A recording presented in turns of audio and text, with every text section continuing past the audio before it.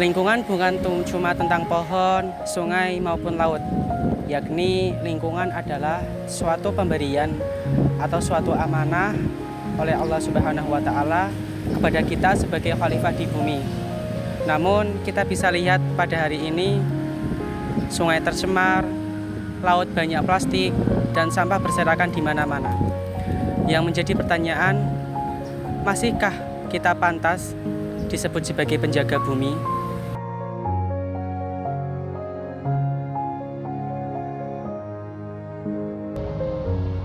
Baik, buat teman-teman semuanya yang menonton video ini, bisa kita lihat bahwa sungai-sungai di kali di sini warnanya udah pekat hitam, terus juga banyak limbah-limbah yang sudah tidak seperti semula lagi.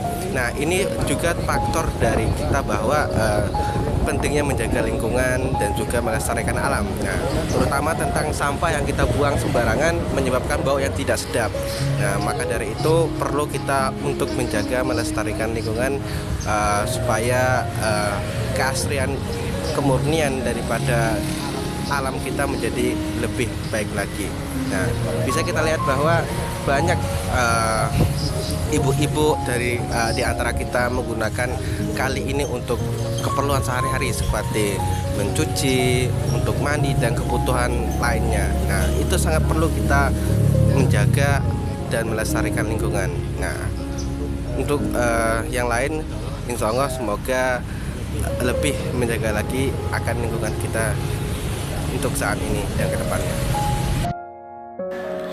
Dari hadis Nabi tentang larangan mencemari air, an Abi Hurairah radhiyallahu an anna Rasulullah sallallahu alaihi wasallam qala an taqul mala'il salasah al baraj fil mawarid wa qari'atut tariq waddil.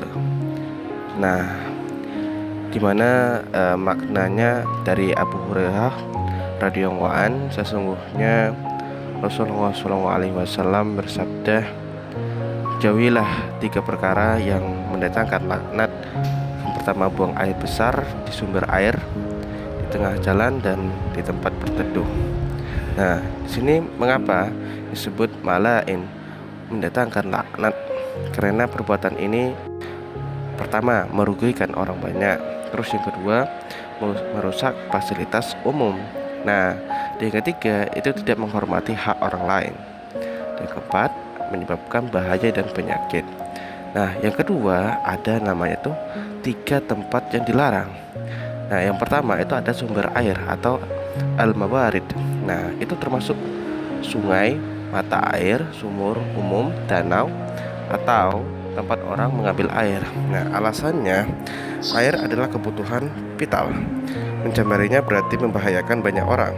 Nah, relevansi dengan ini, membuang sampah limbah ke sungai sama dengan mencemari sumber air. Nah, yang kedua, tengah jalan. Nah, jalannya dilalui banyak orang, alasannya mengganggu kenyamanan dan keselamatan orang yang lewat. Nah, ini sangat relevansi di modern, termasuk membuang sampah di jalan raya, trotoar, dan kali-kali yang kita lihat pada saat ini. Nah, terus ada di tempat teduh. Nah, tempat orang beristirahat atau berteduh, alasannya merusak tempat yang dimanfaatkan orang untuk beristirahat. Nah, ini sangat relevan sekali. Banyak teman-teman kita membuang sampah di tempat yang sembarangan. Nah, ini mengganggu kenyamanan seseorang untuk melakukan istirahat. Nah, jadi dapat kita ambil hikmah dari hadis ini. Islam sangat peduli kebersihan lingkungan, hak orang lain harus dihormati. Fasilitas umum harus dijaga. Larangan ini berlaku untuk semua bentuk pencemaran, bukan hanya buang air besar. Adapun dampak pencemaran ini sangatlah nyata. Air tidak layak konsumsi, penyakit kulit dan pencernaan meningkat, bau busuk mengganggu kenyamanan, banjir semakin sering terjadi karena saluran air tersumbat sampah, dan ekosistem sungai hancur total.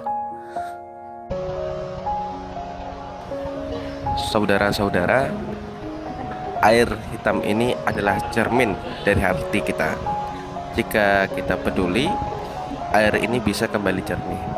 Jika kita acuh, kerusakan akan semakin parah. Menjaga lingkungan adalah ibadah, membersihkan sampah adalah sedekah, melestarikan air bersih adalah amanah. Mari kita mulai dari diri sendiri, dari keluarga kita, dari lingkungan kita. Karena setiap perubahan besar dimulai dari langkah